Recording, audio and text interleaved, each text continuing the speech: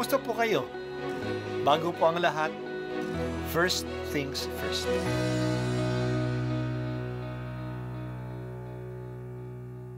Good morning po. Sinisimulan po natin ngayon ang first things first. At dito po, tinatalakay natin sa unang bahagi ng umaga natin ay ang first readings na binabasa po sa banal na misa. Ito pong tinatalakay natin kasi madalas po marami na tayong alam tungkol sa gospel readings. Pero konti po ang nagsasalita sa first readings. Pero ang first readings, bahagi din po yan ng Biblia, ng banal na kasulatan. Kaya susubaybayan po natin ang mga first readings, basahin po natin at kuminsan kailangan ng basahin ng 2 o 3 beses bago maintindihan kasi hindi po tayo familiar sa mga istorya at sa mga kaisipan na tinatalakay dito.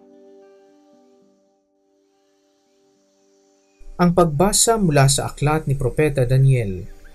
Noong mga araw na iyon, sinabi ni Haring Nabucodonosor, Sadrach, Mesach at Abednego, totoo bang hindi kayo sumasamba sa rebultong ipinagawa ko? Tanong ng hari. Iniuutos ko sa inyong sumamba kayo sa ipinagawa kong rebulto sa sandaling marinig ninyo ang tunog ng mga instrumento. Kung hindi, ipahahagis ko kayo sa naglalagablab na pugon. Tignan ko lang kung may Diyos na makapagliligtas sa inyo.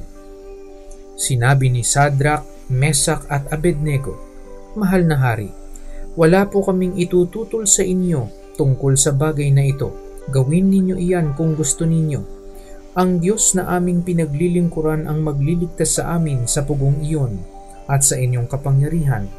At kung hindi man niya gawin ito, hindi pa rin kami sasamba sa rebultong ipinagawa ninyo. Namula si Haring Nabucodonosor sa tindi ng galit kina Sadrach, Mesach at Abednego, kaya iniutos niyang painiting makapitong ibayo ang pugon. Iniutos din niya sa pinakamalakas niyang tauhan na gapusin sina Sadrach, Mesach at Abednego at ihagis sa apoy. 8 ano-ano'y napalundag si Haring Nabucodonosor. Pamanghang itinanong niya sa kanyang mga tagapayo, Hindi ba't 3 lamang ang inihagis sa apoy? Opo, kamahalan, sagot nila. Bakit 4 ang nakikita kong naglalakad-lakad sa apoy at hindi nasusunog? At yaong isa ang tingin ko'y Diyos. Dahil dito, sinabi ng hari, Purihin ang Diyos ni Sadrach, Mesach at Abednego. Nagsugo siya ng anghel upang iligtas ang mga lingkod niyang ito, naganap na nananalig sa kanya. Hindi sinunod ng mga ito ang aking utos. Ginusto pa nilang sila'y ihagis sa apoy, kaysa sumamba sa Diyos-Diyosan. Ang salita ng Diyos. Salamat sa Diyos.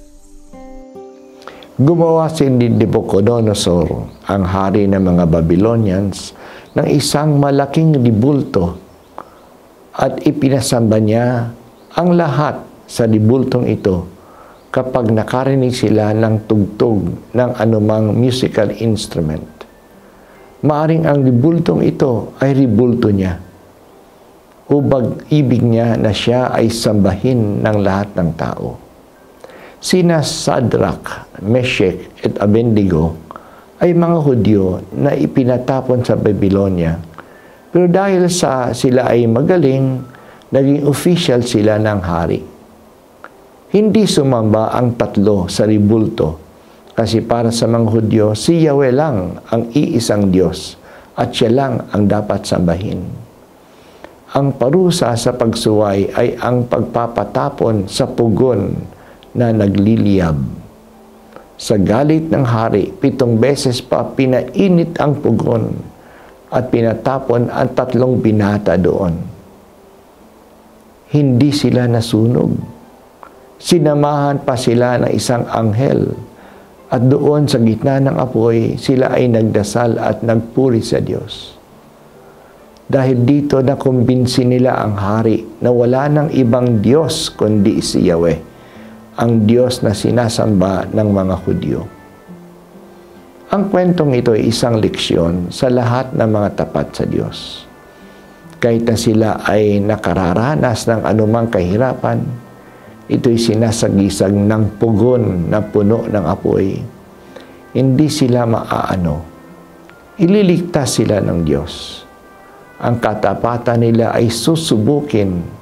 Ang katapatan nila ay susuklian ng katapatan ng Diyos. Ito ang karanasan ng maraming Kristiyano sa buong kasaysayan.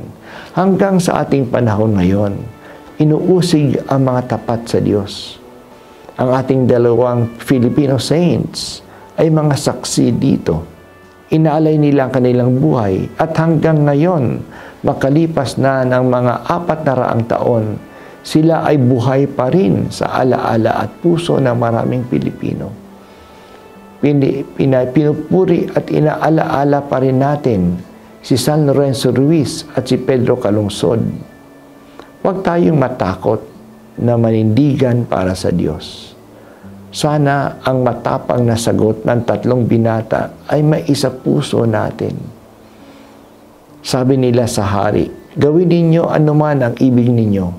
Ang Diyos na aming pinaglilingkuran ang magliligtas sa amin sa pugong iyon at sa inyong kapangyarihan. At kung hindi man niya gawin ito, hindi pa rin kami sasamba sa ribultong ipinagagawa mo. Sa aming panahon ngayon, O Diyos, ang daming mga Kristiyano na inuusig dahil sa kanilang pananampalataya.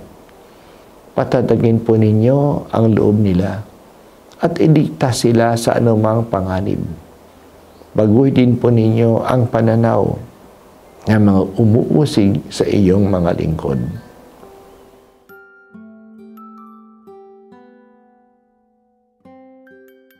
At ako po ay si Bishop Broderick Pabilio dito sa First Things First.